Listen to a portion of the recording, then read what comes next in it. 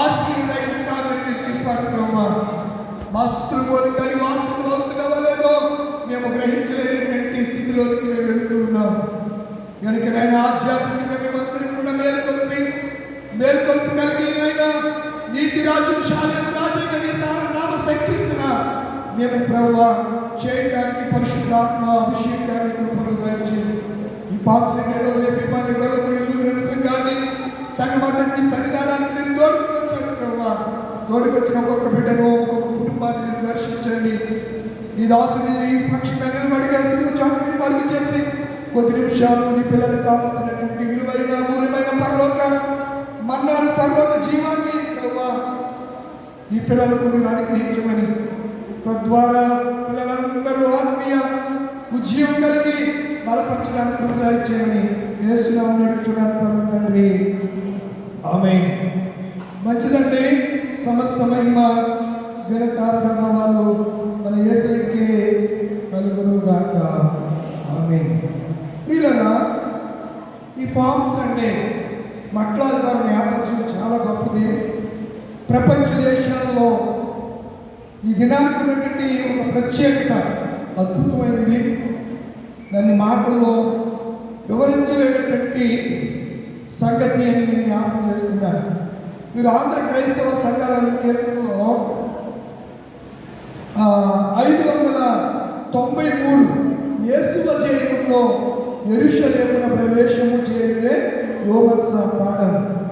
తర్వాత 594వ కీర్తన పాఠం యేసు ప్రభువు యెరూషలేము ప్రవేశించిన విధము వాసునిగా తన మహిమను చూడగా చేసెను ఆ దినము ఈ దినము. ఆ దినము ఈ దినము. ఆ దినము ఈ దినం. ఏ దినమది? యేసు ప్రభువు యెరూషలేముకు వెళ్ళిన దినం ఈ దినం. ఈ దినం అంటే ఆ దినాన్ని జ్ఞాపకం చేసుకుంటూ ఈ దినాన్ని కూడా మనం ఏం చేస్తున్నాం? పాటలు పాడుతున్నాం. నేను అందుకే సకారాత్మక అంత గొప్పగా చెప్తాను. మీరు ఆ 3, 93, 94, 95 ఇంతకు పాడుకున్నాం కదా. 631. ఈరోజు మన పాటలన్నీ కూడా ఈ 4 కీర్తనలో ఉన్నాయి. ఇదిగో నీ రాజు వచ్చు. పౌలు గారు చదివారు కదా జకరీ గ్రంథం 9వ అధ్యాయము 9, 10. ఇదిగో నీ రాజు నీతిపరుడును ఏమెక్కడుతున్నాడు? ఎలా వస్తున్నాడు? దీనుడై వచ్చేవాడు ఎవరు? నీతి కలిగిన వాడు, నీతి రాజు. నీతి రాజు.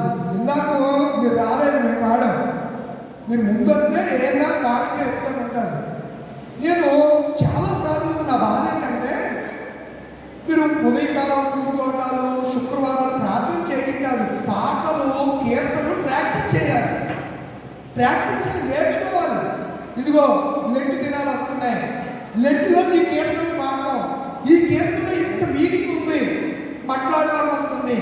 మట్లాదారు కీర్తనలు ఆంధ్ర క్రైస్తవ కీర్తన సంఘాల్లో సంఘ కీర్తనలో ఫిట్ చేయబడ్డాయి. మహా భక్తులు రాష్ట్రాలందరూ వాళ్ళందరూ కూడా అగ్రవంతులు అంటే బ్రాహ్మణ కుటుంబాలకు చెందినవారు. రామూరి రంగయ్య కానివ్వండి, పురుషోత్తము చౌదరి కానివ్వండి, గొల్లపల్లి నతానియాలు గారు, వీళ్ళందరూ కూడా ఆ తర్వాత పేరు మార్చుకున్నారు. వాళ్ళందరూ కూడా హైందవ బ్రాహ్మణ జాతికి సంబంధించిన వాళ్ళే. వాళ్ళు ఎంత సాహిత్యాన్ని ఆంధ్ర క్రైస్తవ సంఘాల కేంద్రంలో చెప్పించారు కదా. ఆ సాహిత్యం ఇప్పుడు ఉన్నటువంటి పాటల్లో మనకు ఎక్కడ కనపడదు. మరి అలాంటి కీర్తనలో గొంతు తెచ్చుకుని నేను పాడుతూ ఉంటే మాటలు రాని మోగలు తగ్గి మీద నా కూడా సౌండ్ ఇంజనీర్ గారు ఉంటాడు. ఆయన ఎవరో కాదు, సీతారాం భద్రరాజు, గొట్టు ముక్కల సీతారాం భద్రరాజు గారు మనవడు. ఆయన పేరు శ్రీనివాసరాజు. ఇద్దరం ఒకే డిపార్ట్మెంట్లో. ఆయన కింద నేను అసలు మాట్లాడలేదు. బ్లైండ్ స్కూల్ ఉంది కదా, ఇలా ఎంత బ్లైండ్ స్కూల్ తెలుసా మీకు? బల్స్కూల్ దగ్గర బ్లైండ్ స్కూల్ లేదా? బదిరి స్కూల్ ఉంది. బదిరి స్కూల్ ఉంది. ఆ స్కూలు ఆ మనవడి కోసం అప్పట్లో చాలాసార్లు చెప్పాను. సీతారామ ఆయన గారు ఆయన మనోడి కోసం ఆ స్కూల్ని అక్కడ రప్పించి చక్కగా డెవలప్ చేసి అనేక వేల మంది చూపు లేని వాళ్ళకి, చెవులు వినబడి వాళ్ళకి, మోగోళ్ళకి విద్య నేర్పుతున్నారు. అక్కడ బిఏ డిగ్రీ చేసిన వాళ్ళు కూడా విద్యావంతులు ఆ స్కూల్లో నుంచి వస్తున్నారు. అసంపూర్ణ స్కూల్ ఉందిలే. ఎందుకు చెప్తున్నాము? అన్నీ ఉండి మనం అతను ఎంత నాలెడ్జ్ ఉంటే ఈ పెదవు కదలికని బట్టి మనం ఏం మాట్లాడుతూ చెప్తారు జోసెఫ్. మనం ఇలా ఇలా ఏమంటే అన్నమంతో వెంటనే దాన్ని కాంతి మీద రాసేసి నువ్వేం రాసావో చెప్పేస్తాడు. నేను ఆశ్చర్యపోతాను.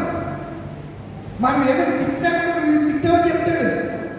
మరి ఎలా తెలుస్తుందంటే తెలియదు అసలు. అందుకని ఎప్పుడు కూడా ఆయన ముందు అసలు నోరు మూసుకుంటాడు, ఎప్పుడు మాట్లాడు. పెద్ద కుటుంబంలో వచ్చినోడు వాళ్ళ తాత ఎస్ఆర్కే ఇంజనీరింగ్ కాలేజీకి కరస్పాండెంట్గా పనిచేశాడు. డైరెక్ట్ కరస్పాండెంట్గా చేశారు. ఎందుకు విషయాలు చెప్పారు? అన్నీ ఉన్నాయి. దేన్ని మనం గ్రహించలేకపోతున్నాం, పాడలేకపోతున్నాం. కనుక నా చిన్న సజెషను మీకు చెప్పేటప్పుడు కాదు, కానీ నేను ఇక్కడికి వచ్చినప్పుడు మీరు సంఘారాధన కేంద్రం ఆడాలని అన్నారు. మంచిదే, నేను అసలు వదలను కదా. సంఘారాధన కేంద్రం అంటే చెవి తగ్గేసుకుంటాను. చక్కగా వచ్చి కాబట్టి ఇంచుమించుగా చాలా కేంద్రం చూడకుండా పాడగలిగినటువంటి కెపాసిటీ అంటే ఆ కృప దేవుడు అనుగ్రహించాడు. మరి మీ ముందున్న సీఆర్ మీకు ఏం నేర్పించారు, మీ పాత్రలు ఏం నేర్పించారో ఎప్పుడు కూడా సందర్భంగా ఒక కీర్తన పాడుకోవాలి. ఏం చెప్పండి, వేదంతో చెప్తున్నారు. ఏస్ట్ వస్తారు, ఏస్ట్ కీర్తన పాటలు ఏయో పాడతారు. అది ఏ బాధ రాదండి. ఎంత సులువుగా చెప్తున్నారంటే నాకు రాదండి. దేవుడు ఎక్కడుంటాడు? కబడ్గా నాకు రాదు. వచ్చా హీటింగ్ వచ్చా హీటింగ్ అంటే అది బాగా వచ్చు. ఇంకా కంచినై ఇంకా కంచిపోయి ఆడెవడో అంటున్నాడు నెయ్యంట ఎయ్యి అనుకుంటాడు, పొయ్యి అంటాడు. ఏమనాలి? ఎయ్యి అనుకుంటాడు, పొయ్యి అంటాడు. పొయ్యాలంట, దారలాగా వాటర్లాగా పొయ్యాలంట. ఎందులో ఊరికి వేస్తున్నారన్న దానికి కన్నగంటి దాంట్లో వెళ్ళిపోతారు. దాన్ని వేసుకుని పోయి అని తినేవాడు కూడా ఉన్నారు. మనము ఏ స్థితిలో ఉన్నాం? కేవలం ఆతే హై జాతే హై అంటున్నావా? రావటం వెళ్ళటం వరకు కాదండి. నేపథ్యాలు గుర్తెరగాలి, సంఘ ఔన్నత్యం గుర్తెరగాలి, సంఘ చరిత్రను అర్థం చేసుకోవాలి. మన పితరులు మనకి ఏం నేర్పించారో ఆ మార్గాన్ని కూడా అప్పుడప్పుడు మనం ఏం చేయాలి? స్మరణలోకి తెచ్చుకోవాలి. పితరులు దారిని పితరులు జ్ఞాపకం చేసుకుని వాడు షాప్కి వస్తుందని బయటలో తెలుసు మీకు. ఏం తెలుసుండే వాళ్ళు ఏం చదువుకున్నారు? గోసుకుని పెట్టుకుని బలి లేకుండా చొక్కా లేకుండా వెళ్ళి పొలాల్లో రాత్రి దున్నివారు ఏం తెలిసిన అంటున్నారా? వాళ్ళకి తెలిసిన జ్ఞానం కానీ విజ్ఞానం కానీ ఈనాటి సమాజానికి లేకపోతే ఈ సంఘాలుగా ఉంటాయి. వాళ్ళకున్న జ్ఞానం విజ్ఞానం నేటి క్రైస్తవ సంఘానికి లేదు ప్రియులారా అని చెప్పడంలో ఏ విధమైన సందేహం లేదనే సంగతిని నేను మీకు జ్ఞాపకం చేస్తున్నాను. కనుక నా వారికి అర్థమై ఉంటుంది. సందర్భ సహితంగా క్రిస్మస్ దినాల్లో క్రిస్మస్ పాటలు చాలా ఉన్నాయి, 100కు పైగా ఉన్నాయి. ఈ రెండుకి సంబంధించిన పాటలు ఒక 60 కీర్తనలు ఉన్నాయి. పట్ల అందరి కీర్తనలు ఒక 10 దాకా ఉన్నాయి. అలాగే ఈస్ట్ కీర్తనలు ఒక 25 కీర్తనలు ఉన్నాయి. పాడండి, నేర్చుకోండి. ఎప్పుడు పాడిందే పాట పాస్పర్ దాసులని ఆ పాస్పర్ వేసుకుని ఏదో పప్పులో వేసుకుని చూసినా అదే పాట. ఇది జీవితం కాదంటే బాలుల యొక్కయు పిల్లల యొక్కయు స్తుతుల మూలంగా నేను ఏం స్థాపిస్తానన్నాడు ఆయన? దుర్గమును. మత్తయి సువార్త 21 ఉంటారు. యెరూషలేము పట్టణమంతా యేసు ప్రభువారి కొరకు ఎదురు చూస్తూ ఉంటే మరి కొంతమంది వ్యక్తులు యెరూషలేముతో కలవరుతూ ఉన్నారట. చూడండి, మాట మీకు త్వరగా జ్ఞాపకం చేసే కొన్ని విషయాలు నేను మీకు మీ ముందు ఉంచడానికి నేను ఆశపడుతూ ఉన్నాను.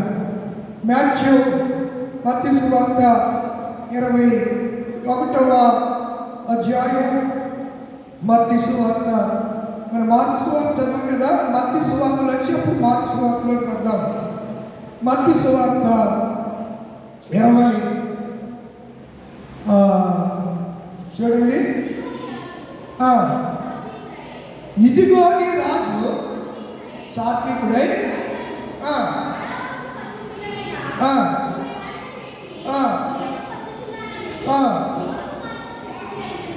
ఈ ప్రవచనం ఎక్కడదే? ఇప్పుడు చక్రికి రండి. సీయోను నివాసులారా, ఎలాగా బహుగా సంతోషించుడి. యెరూషలేము నివాసులారా ఎలా ఉండాలి? ఎందుకు ఉల్లాసంగా ఉండాలి? ఎందుకు బహుగా సంతోషించాలి?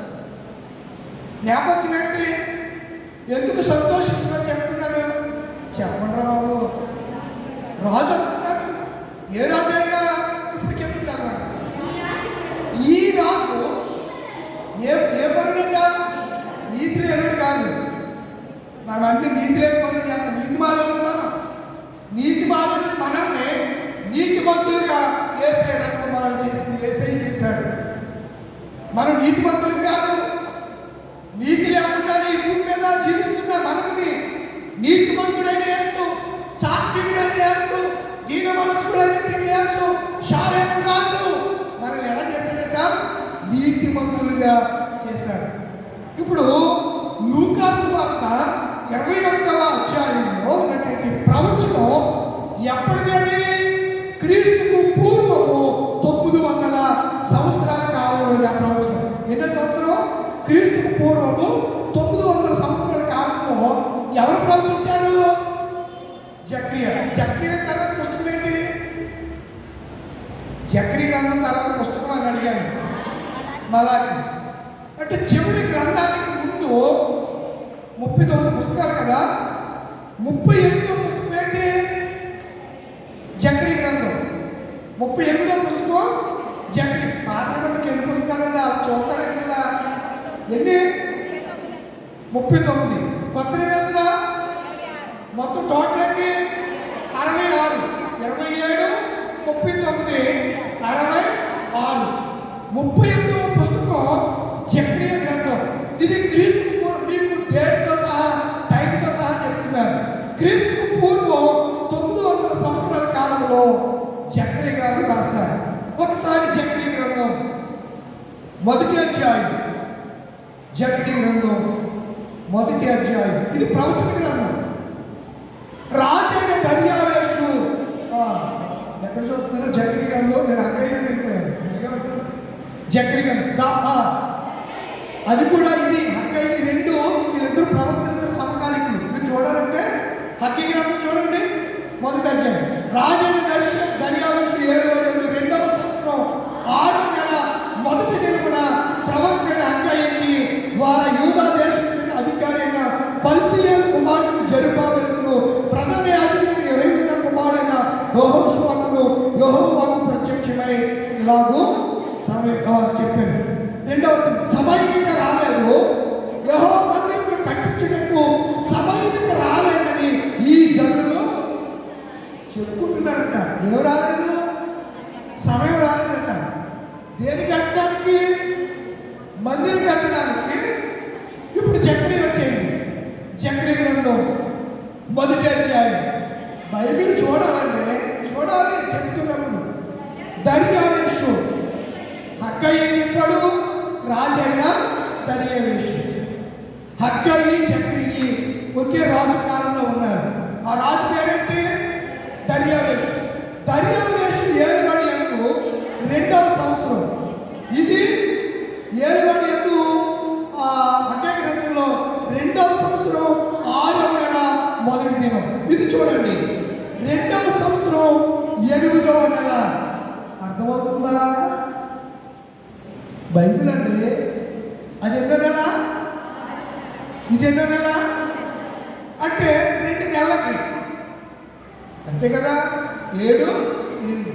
హగ్గయి ప్రవచించిన 2 నెలల తర్వాత జక్రీ ప్రవచించడం మొదలుపెట్టాడు. జక్రీకు దేవుడు ప్రవక్త, జక్రీకి దేవుడు వాక్యం ప్రత్యక్షించాడు.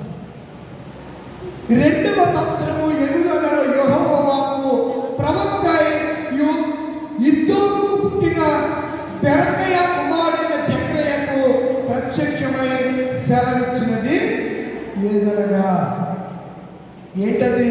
ఇప్పుడు 9వ అధ్యాయంలోకి రండి. అవన్నీ చెప్పడానికి సమయం కాదు కదా. 9వ అధ్యాయము 9-10 వచనాలు. మీరు 9వ అధ్యాయం ప్రారంభ వచనం చదవాలి, మీకు అర్థమవుతున్న కోసమే.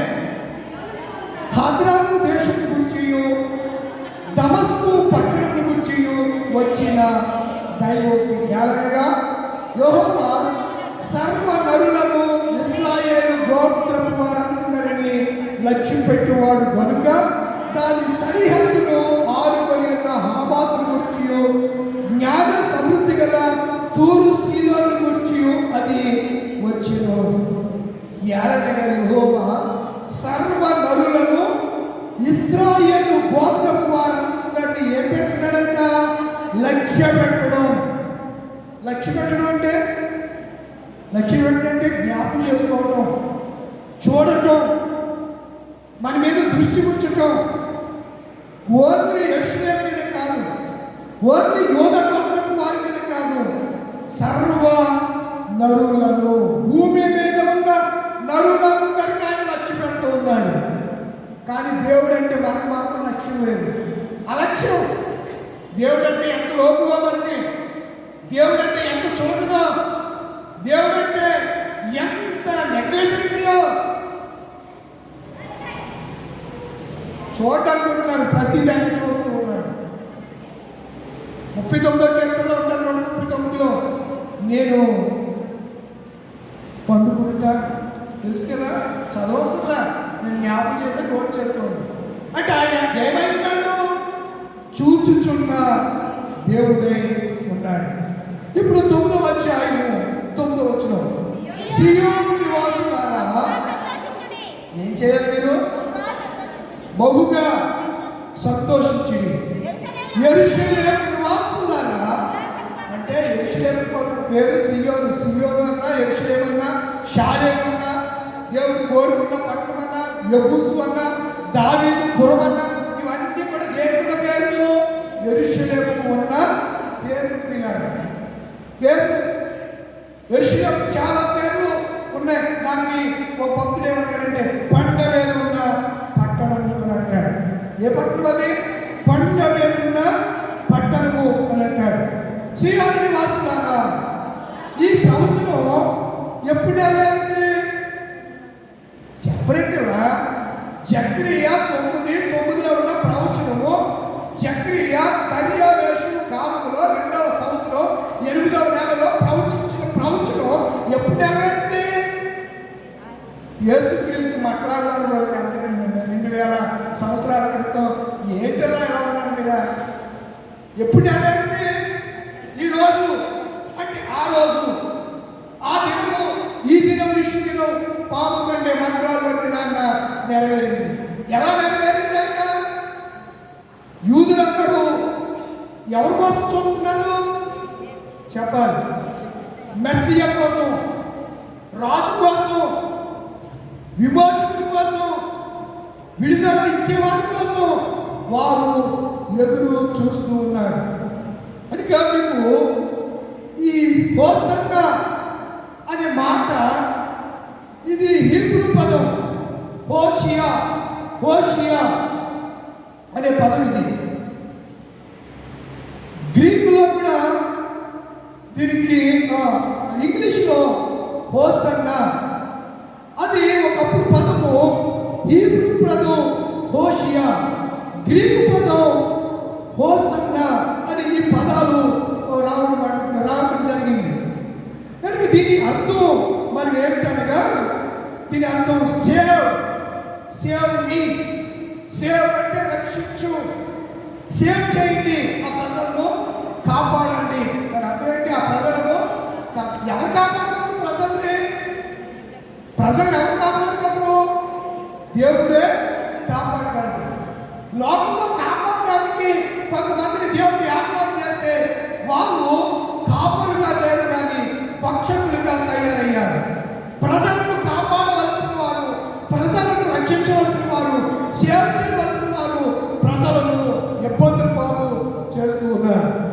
కనుక యేసు ప్రభు వారు ఈ మాటకు ఆయన అర్హుడు హోసనని ఆ పరిశుద్ధ గ్రంథంలో వ్రాయబడినటువంటి మాటను మనము జ్ఞాపకం చేసుకుంటున్నాం. హోసన్నకు అర్థాలు ఏంటనగా మరొక అర్థం హోసన్న అంటే స్తుతి అని కూడా అర్థము. దేవుని మహిమపరచండి తెలుగులో.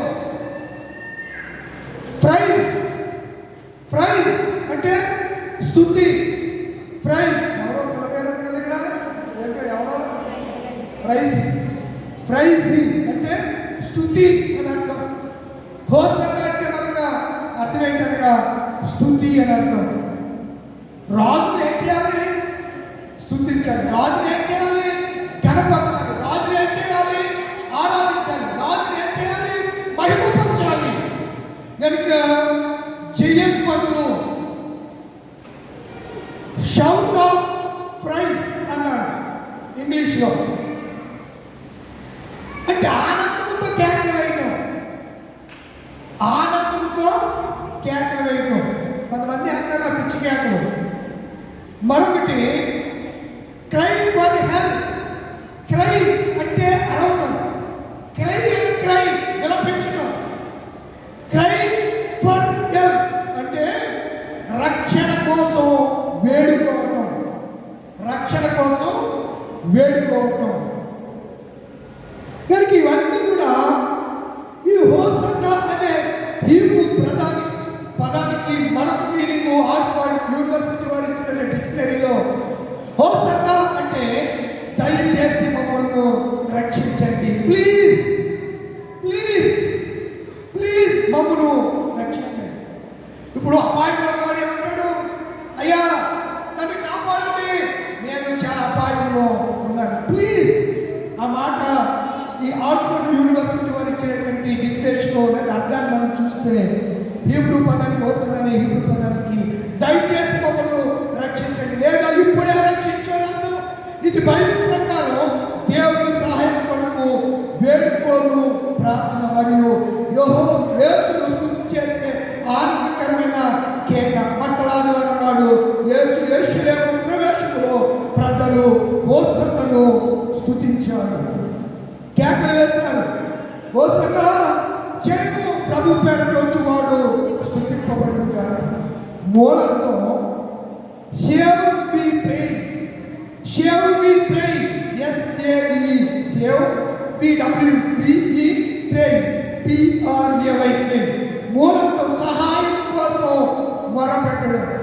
యేసు ప్రభు వారు యెరూషలేముకు అని వస్తున్నప్పుడు ఈ యెరూషలేము పట్టణమంతా ఎలా ఆధీనంలో ఉంది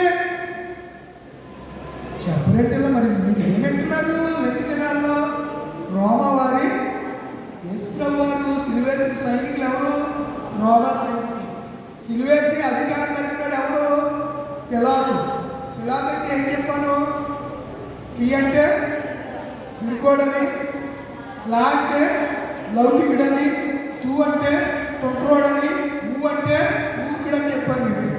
నిజమే, వాడు అలాంటి ఏ భక్తులు దానికి అర్థాన్ని ఏర్పాటు చేశారు. కానీ పిరుకోడు ఎవరికి పడిపోయాడు?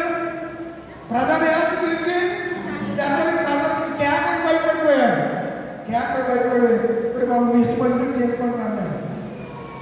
తర్వాత పిరుకోడు, తర్వాత లాంటి లౌకికుడు అంటే అందరితోటి సత్యం పైకి నిలబడిన వ్యక్తి కాదు, లౌకికుడు. సత్యము కావాలని ఏదో ఒకదాన్ని ఎంచుకోవాలండి, రెండు మార్గాల్లో వహించడం కుదరదు. అందుకే యోషువ అంటాడు, నేరులో నా ఇంటి వారు. దాని ముందు మాట చెప్పండి, దాని ముందు మాట చెప్పండి. మీరు ఏంటి పోలేశారు? నది అంటున్న దేవుని వ్యాప్తులు ఎవరు ఆరాధించుకుంటారో నాకు అనవసరం. కానీ నేరులో అంటే యక్షోపు ఆ ఎరడానికి వచ్చిన పైన ఏమన్నాడు అవుతా? యోషుడు పైన ఏమన్నాడు అవుతా?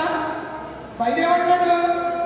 ఏడో యేసును మానేసి సైన్యానికి అధిపత్యం యెహోవాను మానేసి ఎర్ర సముద్రం దాటించిన దేవుని మర్చిపోయి, మన్నాను పెట్టిన దేవుని మర్చిపోయి, పూరేళ్లను మాంసం కావాలంటే మాంసం ఇచ్చిన దేవుని మర్చిపోయి, నీళ్ళు కావాలంటే నీళ్ళు ఇచ్చిన దేవుని మర్చిపోయి ఇష్టానుసారంగా ఉంటే యోషువుకి ఏం కలిగితే బాధ కలుగుతుంది. అదే బాధ నా బాధ కూడా. మీరు పాటలు పాడకపోయినా, కీర్తనలు రాకపోయినా మీరు ఏమనుకుంటారంటే నేను ఎవరిపోయి మనం అమ్మాయి నేను చచ్చిపోవాలనుకుంటున్నాను. ఒక ఆయన పో నీళ్ళ రోడ్ల పంట పట్ట ఎదవ బతుకు వాటి మాసంలా ఆలోచించండి. ఆ సందర్భంలో అన్నాడు యెహోషువ, నేను నా ఇంటి వారును. ఒక కీర్తనే ఉంది ఆంధ్రప్రదేశ్లో సంఘానికి కీర్తనలో ఓ తెగపాడతారు, నేను నా ఇంటి వారు నీతి సూర్యుని దీన మనసును.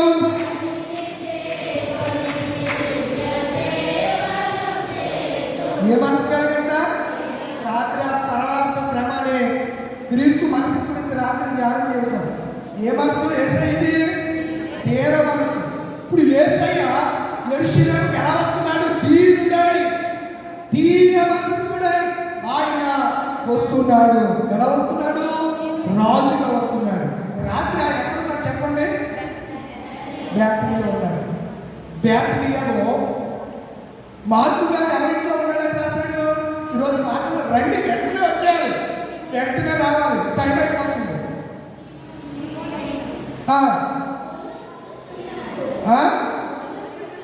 ఎవరింట్లోనూ? మా ఇంట్లోనా? మౌడిగా మీ ఇంట్లోకి వచ్చేసేయ. బేతనీలో, ఆ బేతనీలో ఇంకొక కుటుంబం ఉంది. ఏ కుటుంబం అది? బేతనీలో ఇంకొక కుటుంబం ఉంది. ఆ కుటుంబం ఏంటి? మార్తా, మరియా, లాజరు. ఆవిడ ఆ ఊరే. ఇది యెరూషలేముకు 4 మైళ్ళు. 4 మైళ్ళ దూరంలో బేతనీ ఉంది. ఇది బేతనియా. ఈ డయాస్ ఉంది. ఇది బేత్లెహేము. ఇది బేత్లెహేము. బేతనీలో స్తుతి ఉంది. బేత్లెహేములో ఏముంది? స్తుతి ఉంది. బేతనీలో ఏముంది? స్తుతి ఉంది. బేతనీలో ఆరాధన ఉంది. బేతనీలో సమాధానం ఉంది. దేవుడు బేతనీలో అద్భుత కార్యాలు చేశాడు. చేశాడా లేదా? బేతనీలోనే కదండి రెండు చనిపోయిన లాజరుని బతికించాడు. ఎవరది? గొల్లగూడ, బేతనీయ, బేత్లెహేము. ఈ రెండు మీరు సికింద్రాబాద్, హైదరాబాద్ ఎక్కడ వెళ్ళారా? అక్కడికి ఎందుకు వెళ్తారు? వాటిని ఏమంటారు? జంట నగరాలు అంటారు. ఏమంటారు? జంట నగరాలు, పక్క పక్క పట్టణాలు. ఇది పక్క పక్క గ్రామాలు. Village of Bethany, village of Bethlehem. Village చిన్న గ్రామం. ఇది యెరూషలేముకు ఆయన ఏమంటాడంటే ఆమడ దూరం రాశాడు. ఎవరు? లూకా సువార్త. ఆమడంటే ఇలా అడుగు అనుకుంటున్నారా? కాదు, అది వేరే. దానికి లెక్కలు వేరుగా ఉన్నాయి. ఇక్కడ యేసు ప్రభువు రాత్రి ఎక్కడున్నారు? ఆయన బేతనీలో. 2 చోట్ల అంటే 3 సువార్తలు రాశారండి. మత్తయి గారు రాశారు, లూకా గారు రాశారు, యోహాను గారు రాశారు 4వ సువార్తలు. కానీ యోహాను గారు డిఫరెంట్గా రాశారు. ఒకసారి యోహాను సువార్త 12వ అధ్యాయం త్వరగా తీయాలి మీరు.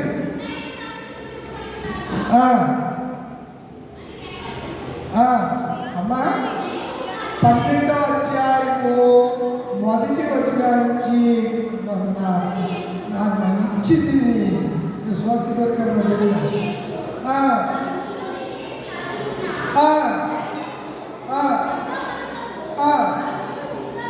ఎన్ని దినాల ముందు వచ్చాడు?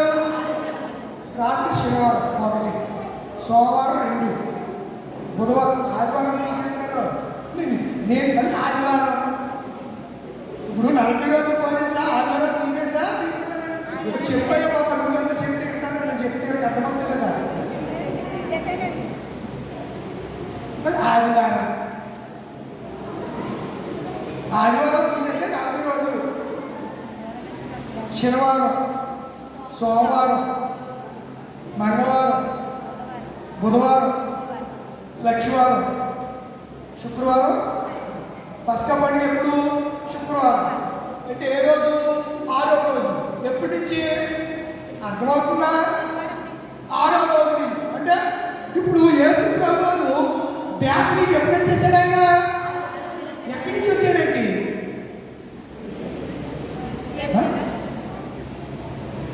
మౌలిక కాదు, ఏ ఊరి నుంచి వచ్చాడు ఆయన?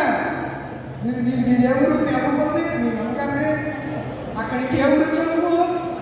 ఎందుకు వచ్చా? పెళ్లి చేసుకుని వచ్చిందా? సాగర్ గారికి పెళ్లి చేసుకుంటే మీకు వచ్చిందా? యేసు ప్రభు వారు ఎక్కడి నుంచి వచ్చాడు? ఎరుసలేం అంటారు. ఎరుసలేంకి అంటాడేనా? ఎరుసలేంకి వెళ్ళటానికి వచ్చాడు. పస్కా పండుగ 6 దినాల ముందే ఎక్కడికి వచ్చి ఉన్నాడు? ఆయన బేకరీకి వచ్చి ఉన్నాడు. మిమ్మల్ని అసలు మామూలుగా కాదు, ఈత పట్టించుకుంటారు మిమ్మల్ని.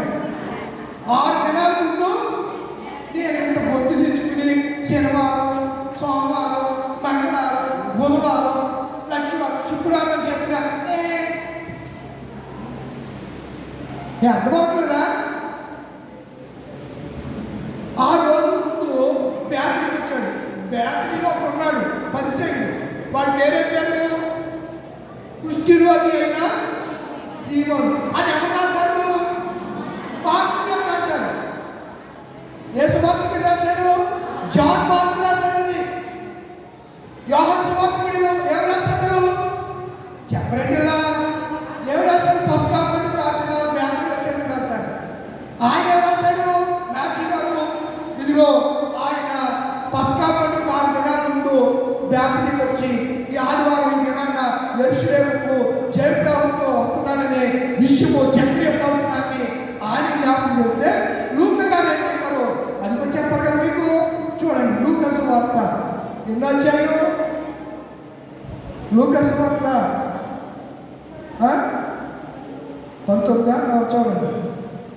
లూకా సువార్త 19వ అధ్యాయంలో యేసు ప్రభు వారు యెరూషలేముకు వచ్చే ఆ విధానాన్ని మనము చూస్తూ ఉంటాం. ఎక్కడ రాశారా?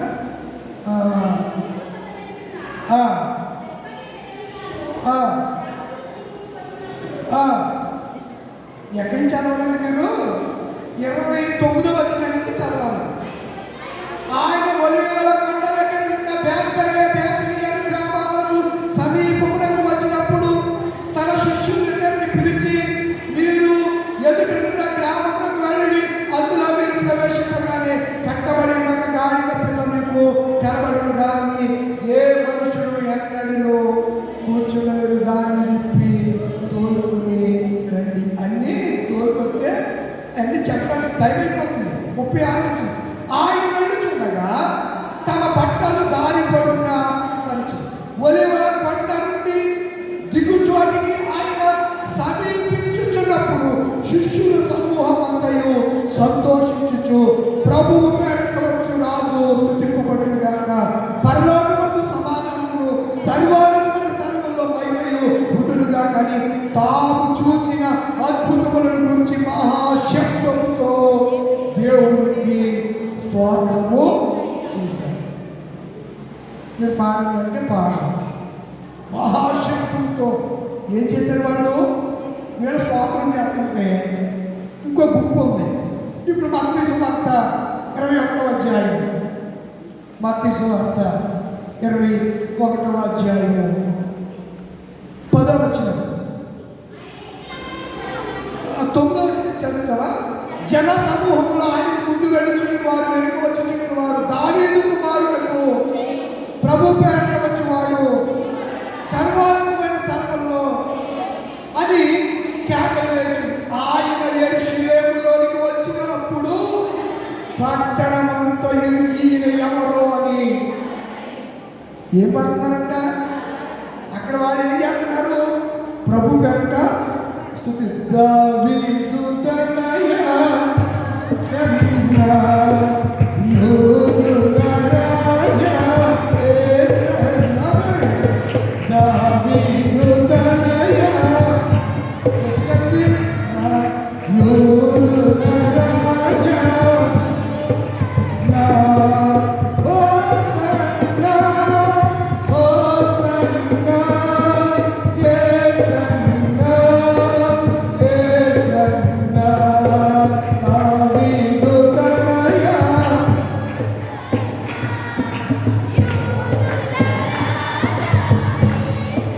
నేను పాడితే మీరు మానేస్తారన్నమాట. నేను పాడుతూ ఉంటే మానేస్తే మీరు పాడమాట. అబ్బా ఏమి అద్భుతమైన పిల్లలంటే మేము చూసి తండ్రి ఎంత సంతోషపడిపోతాడో, ఎంత సంతోషమైంది మేము చూసి.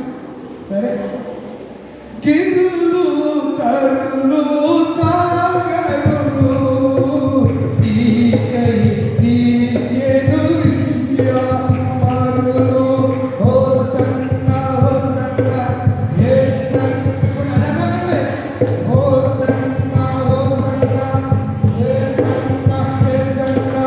గిరులు తరులు సాగరులు నీకై నీచెను విద్యా మరులు పిల్లలు పేదలు చెగబడ్డా నీకై తెచెను బ్రతుకంతా. దావీదు హోసన్నా హోసన్నా యోధుల యేసన్నా యేసన్నా. దావీదు నా యోధుల నా. ఎవరు పాడారు పాటలు? ఎవరు పాడారు? మీరు ఇక్కడికి వచ్చాక ఫోన్లో సెర్చ్ చేస్తే ఇప్పుడు ఏం పాడలేరు. ఇంటికాడ ఉండగానే ఈ రోజు ఏ రోజు అంటే మీరు ఇంటికాడ నుంచి వచ్చి ఆదివారం ఏ బ్లౌజు ఏ జాకెట్ వేసుకోవాలో ఏ చీర వేసుకోవాలో మ్యాచింగ్ వేసుకుని వచ్చారు కదా. మరి ఆదివారం పాటలు ఈ పాట పాడాలని తెలియదా మీకు? చెప్పండి ఇలా అమ్మా మా అమ్మ నువ్వుదే అమ్మా చెప్పు. నువ్వు కూడా మ్యాచింగ్ చేసుకొచ్చావు, మ్యాచింగ్ బ్లౌజ్ చేసుకొచ్చావు, మ్యాచింగ్ చీర కట్టావు, తనకు రంగు అంటే వేయలేదంటే వేసేవాళ్ళు ఉంటే ఎలా సంతోషం వదిలేసేవాళ్ళు. అందరూ మ్యాచింగ్ పువ్వులోటి పెట్టుకోలేదు కానీ ఇది బాగా పెట్టే పువ్వులు అంటే వేస్తానికి పెట్టుకోగలుగుతున్నారు కదా మీద. వేసిన రోజు మటుకి మొత్తం ఆ తల బరువుకి పోయడానికి మొత్తం పెట్టేస్తారన్నమాట. మట్టకు వచ్చి తలలో పెట్టుకుంటే పెట్టేస్తారు. అప్పుడు ఎవరికి కనపడుతుంది ఆ పిల్లలు కనపడుతుంది ఎవరికల్లా. నీ పక్కన పేరు ఏం పేరు? నువ్వే గొడవటి అనివింది. ఆ పిల్లల తల కనపడుతున్నాయి ఇక్కడ పువ్వు. ఇంకెవరు కనపడలేదు. పువ్వులన్నీ ఇంటికే ఉన్నాయి. ఎటుకి ఏర్మట్టుగా ఉన్నాయి. ఏది ఈ గోడలు అంతా పెట్టి గోడపడ్డ గోడలు ఇంటికి వచ్చారా? నీళ్ళ పెట్టారు కనకాంబరాలు. అమ్మో మలుపులు అలాంటిదా అందుకే వాసన లేదు. అది బాబాయ్ మా అక్క తీసిందా? అక్క స్మెల్ రావట్లేదండి. మొక్కలు అట్టుకుంటే తెల్లారికి స్మెల్ వస్తాయి. విడిపోయిన పువ్వులు వాసన వస్తాయి. విడిపోయిన పువ్వులు వికసించిన పువ్వులు స్మెల్ రావు.